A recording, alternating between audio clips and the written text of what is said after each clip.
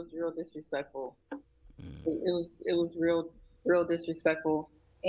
But I do agree um, that you kind of have to look at it as if they're friends, and it's not really that serious because um, I don't know. I don't take it that seriously. But I was just kind of thrown off by the semen retention thing. I mean, I thought it was hilarious.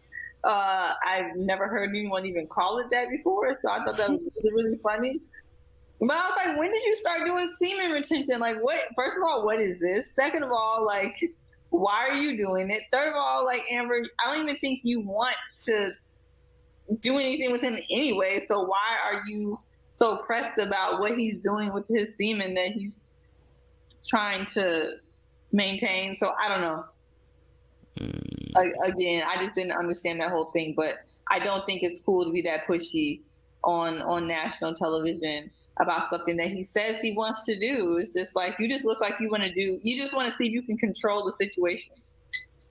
Like, he says he wants to do this, no, I'm gonna make him do another. It's the manipulation stuff all over again. So that's what I think.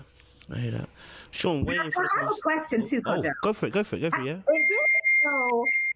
Is it that he can't, he just does, I know you're saying monetization, so the M word, can he not do that as well? Like, can he not pleasure himself? Is that the reason why he frames it as no? Like, you can't do that. There can't be Nothing. no ejaculation at all? Nothing.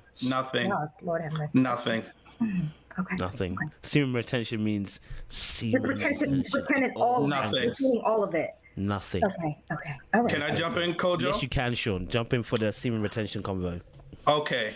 I know a little bit about it. Not a participant. Just want to put that out there. But it's a whole movement, part of like the MGTOW men's movement, where you are preserving your power. So like the idea of every time you release, you are giving up your power.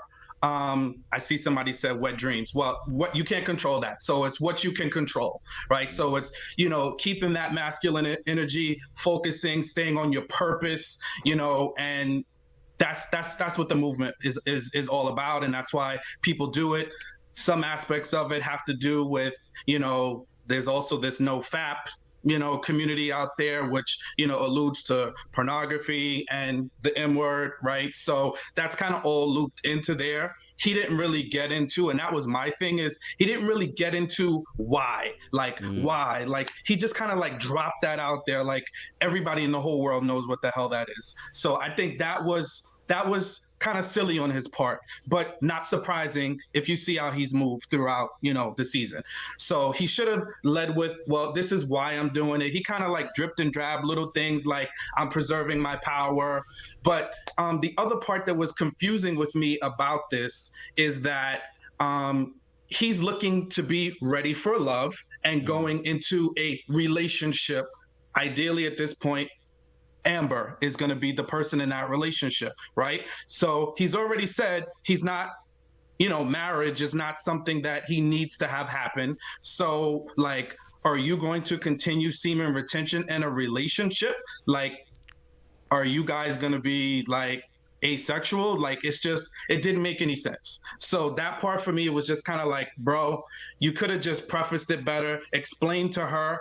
I love it that the ladies are protecting men. So I love hearing that. But for me as a man, like, she's being flirtatious and playful. Like, that comes with I've been celibate at points and times in my life. And there's always women, as soon as they hear that, they say, they want to test the boundary and see how far they can push that. So I think that there was nothing wrong with it. I didn't personally take offense to it. Now, if he had led with, okay, this is the reason why, and there was something traumatic attached to that, then I could see, okay, yeah, she crossed the line. That was a little, out of bounds. So that's my take on the whole thing. Can I say something real quick? Did somebody say? Mira's going to say something. Go ahead. You can go to Okay, just real quick. I hear what you're saying, Sham, but in our society, we're socialized in a certain way to believe certain things about human interactions, from male to female, female to male interactions, right? And so I get that a lot of men may not have took it as she was pushing boundaries or, you know, being headed down like a danger path or whatever, because you guys maybe not viewing it the same way that maybe a woman would view it, but it doesn't make Amber's actions any better. You know what I'm saying? Like, just because it's not perceived a certain way by the individual doesn't make Amber's actions not bad. And so I feel like this is what leads a lot of men from like a young age. Like, a lot of men get molested and raped and stuff like that at a young age by women, you know?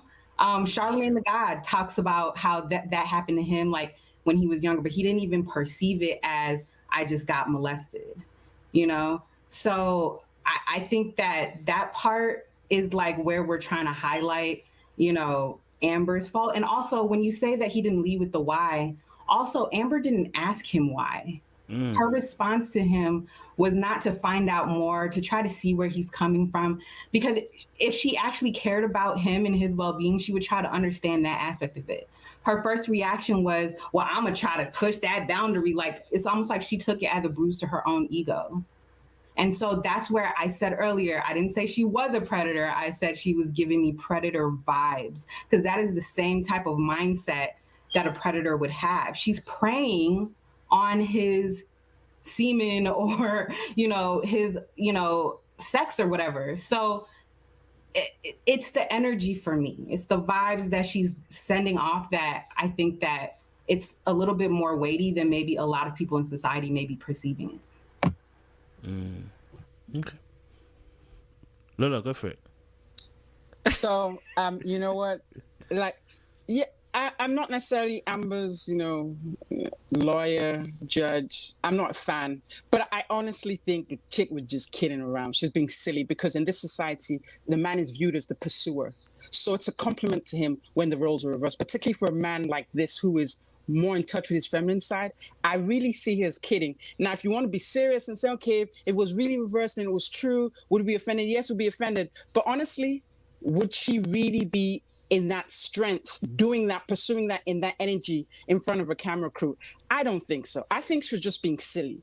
I really do think she was just being silly. That doesn't excuse, you know, if she offended, but the person she was directing it to wasn't offended, to be quite frank. So it really looked like he got the energy in which she was giving it to, because they had this playful back. In fact, that was probably one of the less awkward moments they had, the playful thing, because she's like, yeah, I'm going to do this, I'm going to do that, I'm cha-cha-cha. Like, I don't want to say we know they're not doing anything, because we don't know, but it really just seemed to be just the energy in which they were playing, because they need something. This is a show. They need airtime. And so I feel like they're both in agreement with this silly little scene. That's all. But if we want to use it as an example, as, you know what, respect people's boundaries, we can do that. But I don't want us to, yeah, I've been guilty of calling people different kind of names on the air, but I felt I had more information, and I was just turned off by the in which he portrayed himself. I'm sure if he sees me in the dark alley, he will hit me.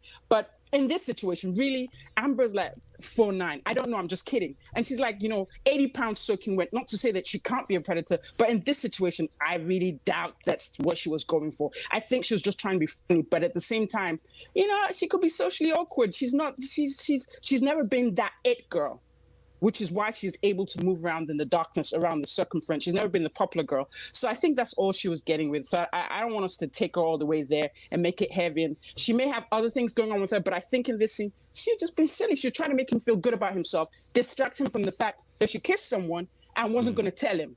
That's all I think. I think that was the purpose of that scene. That's all I think, because I think there's also responsibility on this show. Would they show that if they thought there was some undertones? Because it's all about advertising. Same way, Kojo, you're talking about, you know, monetization. The same way Own Network and Ready to Love isn't trying to lose, you know, viewers or sponsorships. So they won't be pushing that kind of agenda. So clearly, both people who kind of look to the clips, everyone that's gone through, probably said, oh, these people are just kidding. Let's put it in there because it's cute. Because you see girls, you know, if they're the ones to pursue it, it's cute for a guy. That's what I think. I rest my case. I definitely hear that. So I think maybe this will be another conversation for another time. We can get a panel on this, do you know what I'm saying? Because I'm actually involved with dealing with sexual violence and stuff, and I have you'd be surprised, a lot of clients who deal with this, and it's not crazy madness like someone grabs you. This is why I keep saying it's not. We get educated that it's someone grabbing you from the bush. And I know some people in the comments are like, yeah, no. And I'm like, listen, you once you start speaking to people who have gone through this, you won't see it. And you'll see it as a joke. If I came and slapped your ass and said, I'm just joking, I'm like, well, you know how the lads are. Well, that's not a joke. That's not a joke. No. You see, now you said it's not a joke. No, but wait, you tap my I'm butt. joking. Like, you put your hands on my butt. But no, I'm joking.